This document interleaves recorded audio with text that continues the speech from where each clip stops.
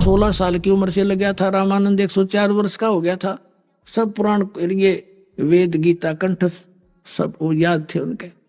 कह रहा बेटा सचमुच ये तो मैंने कभी ध्यान ही नहीं दिया इस बात पर।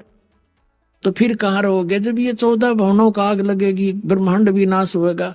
एक ऐसा स्थान है सतलोक जो कभी समाप्त नहीं होता, जिसके विषय में गीता ज्ञानदाता 18वें अध्याय के 62वें श्लोक में कहता है, अर्जुन तू सर्वभाव से उस परमेश्वर की शरण में जा, उस परमेश्वर की कृपा से तो परम शांति और सनातन परम धाम को प्राप्त होगा।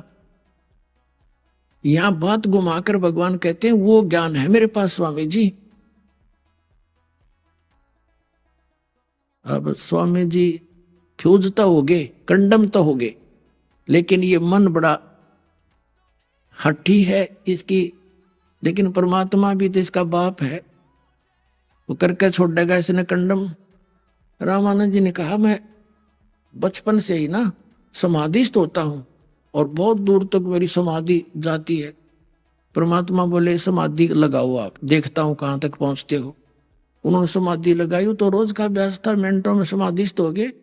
परमात्मा पहुंचे साथ में सूक्ष्म रूप में त्रिकुटी के ऊपर, क्योंकि त्रिकुटी जब ये सुषमा के पार करके त्रिकुटी आ जाती है, सुषमना द्वार को पार करते ही त्रिकुटी आती है।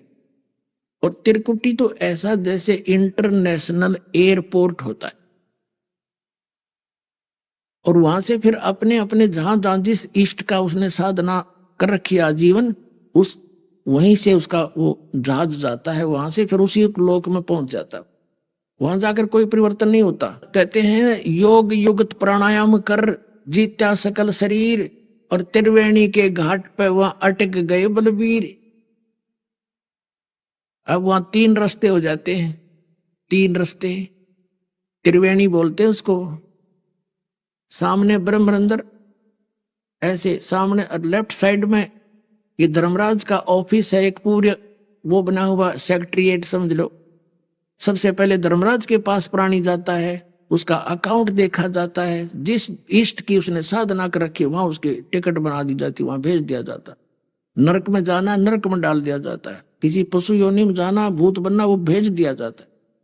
और राइट साइड के अंदर ये अन्य और लोग हैं, जैसे 88,000 खेड़े हैं, शपथपुरी है। और सामने का ब्रह्मरंध्र है। कहते ब्रह्मरंध्र के घाट को खोल लेता कोई एक, द्वारे से फिर जाते हैं ऐसे बहुत अनेक। तब परमात्मा ने कहा कि ये है जो आगे जो जा रहे हैं ब्रह्मलोक का रास्ता है, और ये तेरे मंत्र से नहीं खुलेगा, हरे राम हरे कृष्ण और केवल ओम मंत्र से।